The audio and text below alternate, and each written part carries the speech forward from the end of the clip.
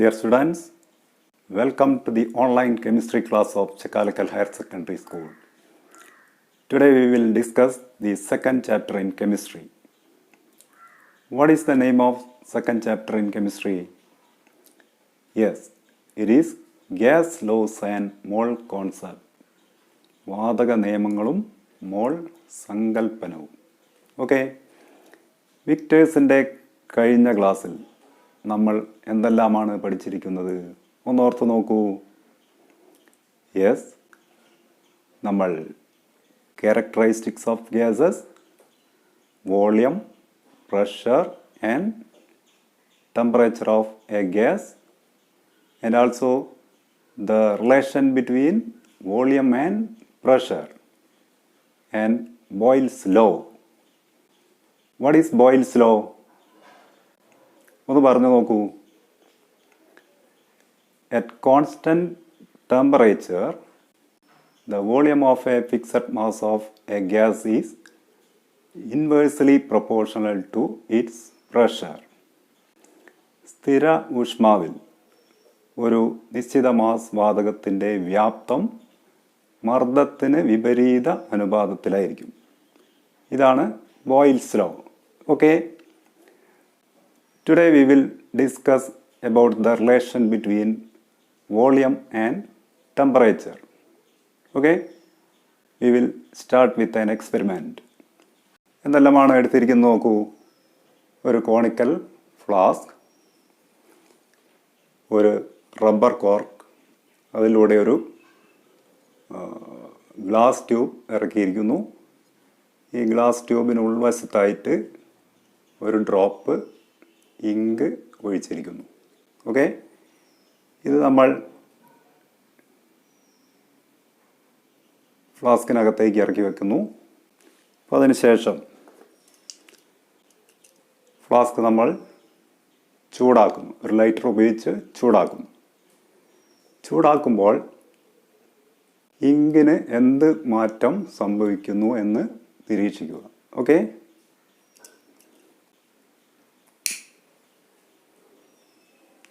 എന്താ സംഭവിച്ചിരിക്കുന്നത്? ഇങ്ക് മുകളിലേക്ക് ഉയർന്നിരിക്കുന്നു. കാണാമല്ലോ. ഇനി ഈ ഫ്ലാസ്ക് ഞാൻ തണുപ്പിക്കുന്നു. ഒരു പാത്രത്തിലെ ജലത്തിലേക്ക് ഇറക്കി വെക്കുന്നു. എന്ത് മാറ്റമാണ് ഇങ്കിന് സംഭവിക്കുന്നത്? ഇങ്ക് താഴോട്ട് വരും. ഓക്കെ,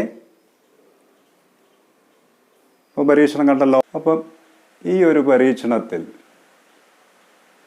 എന്തൊക്കെയാണ് നമ്മുടെ നിരീക്ഷണം? ഒന്ന് പറയൂ. ചൂടാക്കിയപ്പോൾ ട്യൂബിനകത്തെ ഇങ്ക് മുകളിലേക്ക് ഉയർന്നു, ശരിയല്ലേ? ഫ്ലാസ്ക് തണുപ്പിച്ചപ്പോൾ ഇങ്ക് തിരികെ താഴോട്ട് വന്നു. ഓൾറൈറ്റ്, എങ്കിൽ പറയൂ, what is the reason for rising the ink upwards? Ink മുകളിലേക്ക് ഉയരാനുള്ള കാരണം പറയൂ. എന്തായിരിക്കും? നമ്മൾ ഫ്ലാസ്ക് ചൂടാക്കിയപ്പോൾ അതിൻ്റെ അകത്തെ വാതകത്തിൻ്റെ വ്യാപ്തം വർദ്ധിച്ചിരിക്കുന്നു, അല്ലേ? തണുപ്പിക്കുമ്പോഴോ, ഫ്ലാസ്ക് തണുപ്പിക്കുമ്പോഴോ ഫ്ലാസ്കിനകത്തെ വാതകത്തിൻ്റെ വ്യാപ്തം വീണ്ടും കുറയും. അതുകൊണ്ടാണ് ഇങ്ക് തിരിച്ച് താഴോട്ട് വന്നിരിക്കുന്നത്, ശരിയല്ലേ? എങ്കിൽ പറയൂ, from this what can you infer about the relation between volume and temperature? വ്യാപ്തവും ഊഷ്മാവും തമ്മിലുള്ള റിലേഷൻ എന്തായിരിക്കും? ഒന്ന് പറയാൻ ശ്രമിച്ചു നോക്കൂ. ഊഷ്മാവ് വർദ്ധിപ്പിക്കുമ്പോൾ, അതായത് ടെമ്പറേച്ചർ ഇൻക്രീസ് ചെയ്യുമ്പോൾ വാതകത്തിൻ്റെ വ്യാപ്തം കൂടുന്നു, ശരിയല്ലേ? ഊഷ്മാവ് വർദ്ധിപ്പിക്കുമ്പോൾ വാതകങ്ങളുടെ വ്യാപ്തവും വർദ്ധിക്കുന്നു. ഈ ഒരു റിലേഷനാണ് നമുക്ക് ഈ പരീക്ഷണത്തിൽ നിന്ന് മനസ്സിലാകുന്നത്. ഓൾറൈറ്റ്. ഇനി ഇത്തരം ഒരു പരീക്ഷണത്തിൻ്റെ അടിസ്ഥാനത്തിൽ തയ്യാറാക്കിയിരിക്കുന്ന ഒരു ടേബിൾ, ആ ടേബിൾ ഒന്ന് പരിശോധിച്ച് നോക്കൂ. എന്തെല്ലാമാണ് ആ ടേബിളിൽ നൽകിയിരിക്കുന്നത്? വോളിയം, അതായത് വ്യാപ്തം, വാതകത്തിൻ്റെ വ്യാപ്തം നൽകിയിരിക്കുന്നു. ടെമ്പറേച്ചർ, ടെമ്പറേച്ചർ ഏത് സ്കെയിലിലാണ് രേഖപ്പെടുത്തിയിരിക്കുന്നത് നോക്കൂ. അത് കെൽവിൻ സ്കെയിലിലാണ്. ഓക്കെ. ദെൻ അടുത്ത കോളത്തിൽ എന്താ നമ്മൾ കാണുന്നത്? V/T, അതായത് വോളിയത്തെ ടെമ്പറേച്ചർ കൊണ്ട് ഡിവൈഡ് ചെയ്തിരിക്കുന്നു, വ്യാപ്തത്തെ ഊഷ്മാവിനെ കൊണ്ട് ഹരിച്ചിരിക്കുന്നു. എങ്കിൽ ഓരോ വിലകളും പരിശോധിച്ച് നോക്കൂ. ടേബിളിലുള്ള ഒന്നാമത്തെ വ്യാപ്തം എത്രയാണ് നൽകിയിരിക്കുന്നത്? That is 546 milliliter, right. Then അപ്പോഴത്തെ ടെമ്പറേച്ചർ എത്ര കെൽവിനാണ്? 273 കെൽവിനാണ്. ഓക്കെ. ഇനി V/T കാൽക്കുലേറ്റ് ചെയ്ത് നോക്കൂ. അതായത് 546 ഡിവൈഡഡ് ബൈ 273 എത്ര ലഭിച്ചിരിക്കുന്നു? That is equal to 2. Okay. Then volume, അടുത്ത വോളിയം 600 milliliter ആണ്. ഓക്കെ. അപ്പോഴത്തെ ടെമ്പറേച്ചറോ? That is 300 kelvin. Alright. Then V/T is equal to, that is 600 divided by 300, that is equal to 2. Okay. Then അടുത്ത volume 640 milliliter ആണ്. 640ൽ വാതകത്തിൻ്റെ temperature that is equal to 320 kelvin അല്ലേ? അപ്പം V/T കാൽക്കുലേറ്റ് ചെയ്യൂ. 640 divided by 320, that is equal to 2. Okay. Then volume is 660 milliliter. The temperature is 330 Kelvin. Then V/T is equal to 660 divided by 330, that is equal to 2. അപ്പോൾ ഈ V/Tയുടെ values എല്ലാം same ആണ് അല്ലേ? അത് ഈ ടേബിളിൽ നമുക്ക് പരിശോധിച്ചാൽ മനസ്സിലാകുന്ന ഒരു കാര്യമാണ്. ഓക്കെ. ഇനി അടുത്ത ചോദ്യങ്ങൾക്ക് ഉത്തരം നൽകാൻ ശ്രമിച്ചു നോക്കൂ. In which unit is the temperature stated? Temperature ഏത് യൂണിറ്റിലാണ് പ്രസ്താവിച്ചിരിക്കുന്നത്? ഏതാണ് unit? Yes, that is kelvin. എന്താണ് ഈ കെൽവിൻ എന്ന് പറഞ്ഞാൽ? ഊഷ്മാവ്, ടെമ്പറേച്ചറിൻ്റെ യൂണിറ്റാണ്. അത് രണ്ട് തരം യൂണിറ്റുകൾ ഉണ്ടെന്ന് നമുക്കറിയാം. ഒന്ന് സെൽഷ്യസ് ഡിഗ്രിയാണ്, മറ്റൊന്ന് കെൽവിനാണ്.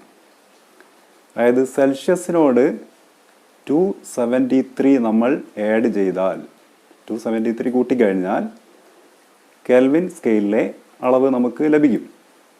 അപ്പോൾ ആ രീതിയിൽ സെൽഷ്യസ് സ്കെയിലിനെ കെൽവിൻ സ്കെയിലിലേക്ക് നമുക്ക് കൺവേർട്ട് ചെയ്യാൻ സാധിക്കും. ഉദാഹരണത്തിന് 0 ഡിഗ്രി സെൽഷ്യസ്, അത് എത്ര കെൽവിൻ ആയിരിക്കും? യെസ്, 0 + 273 ആയിരിക്കും. അപ്പം ഓക്കെ, അപ്പോൾ അത് 273 കെൽവിൻ തന്നെയാണ്. ഇനി 1 ഡിഗ്രി സെൽഷ്യസ് ആണെങ്കിലോ 1 + 273, that is equal to 274 kelvin ആയിരിക്കും. ഓൾറൈറ്റ്. ദെൻ അടുത്ത ക്വസ്റ്റ്യൻ എന്താണെന്ന് പരിശോധിച്ച് നോക്കൂ. What happens to the volume when the temperature is increased? Table നോക്കി പറയൂ. ടെമ്പറേച്ചർ ഇൻക്രീസ് ചെയ്യുമ്പം ഗ്യാസിൻ്റെ വോളിയത്തിന് എന്താണ് സംഭവിച്ചിരിക്കുന്നത്? Volume also increased. ഓക്കെ. ഇത്തരം ഒരു റിലേഷൻ ആദ്യമായി കണ്ടെത്തിയിരിക്കുന്നത് ഫ്രഞ്ച് സയൻറ്റിസ്റ്റായ ജാക്വസ് ചാൾസ് ആണ്.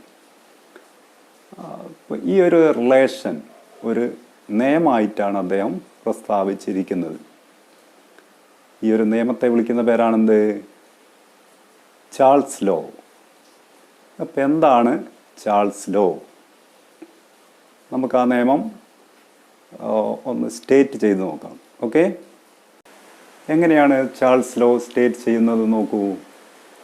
At constant pressure The volume of a definite mass of a gas is directly proportional to the temperature in Kelvin scale. സ്ഥിര മർദ്ദത്തിൽ ഒരു നിശ്ചിത മാസ് വാതകത്തിൻ്റെ വ്യാപ്തം കെൽവിൻ സ്കെയിലിലുള്ള ഊഷ്മാവിന് നേർ അനുപാതത്തിലായിരിക്കും. അതാണ് ചാൾസ് ലോ പറഞ്ഞിരിക്കുന്നത്. Okay,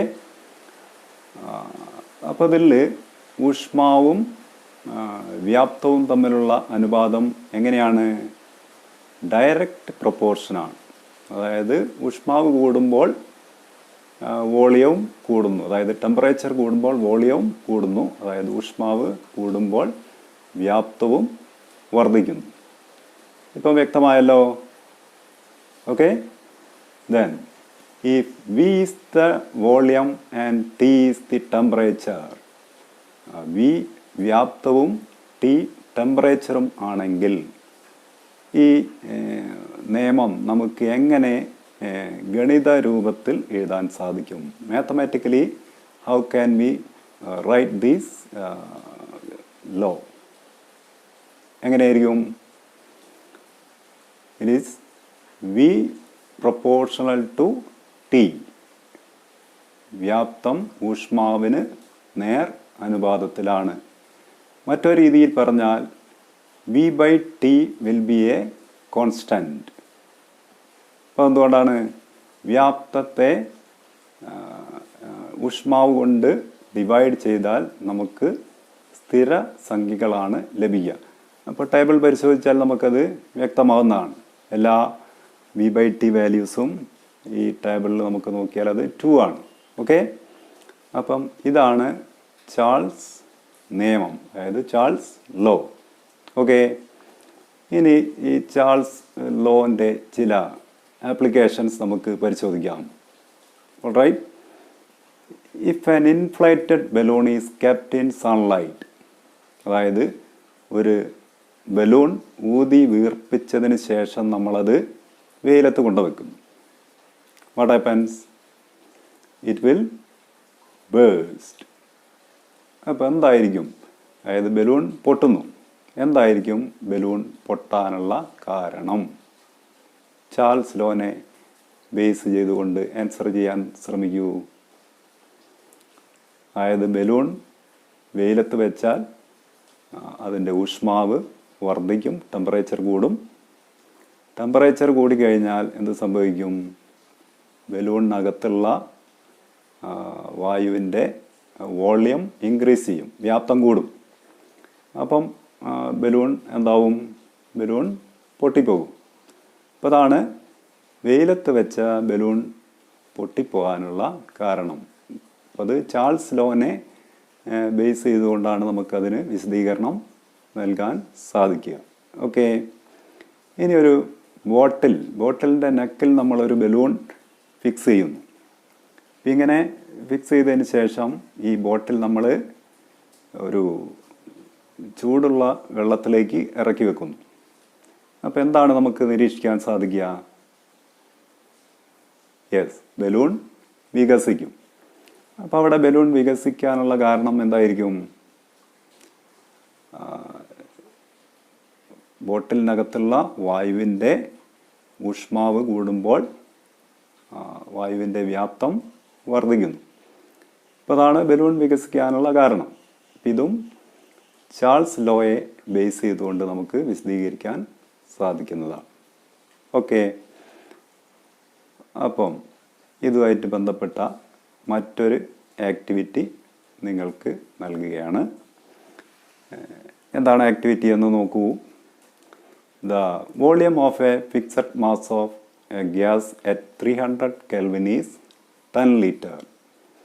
What will be the volume of the gas if the temperature is doubled without changing the pressure? എന്താണിത്? The volume of a fixed mass of gas at 300 Kelvin is 10 liter. 300 kelvin ഊഷ്മാവിൽ ഒരു വാതകത്തിൻ്റെ വ്യാപ്തം 10 ലിറ്ററാണ്, 10 ലിറ്ററാണ്. അതിൻ്റെ temperature നമ്മൾ ഇരട്ടിയാക്കുകയാണെങ്കിൽ, double ചെയ്യുകയാണെങ്കിൽ what will be the volume, പുതിയ വ്യാപ്തം എത്രയായിരിക്കും.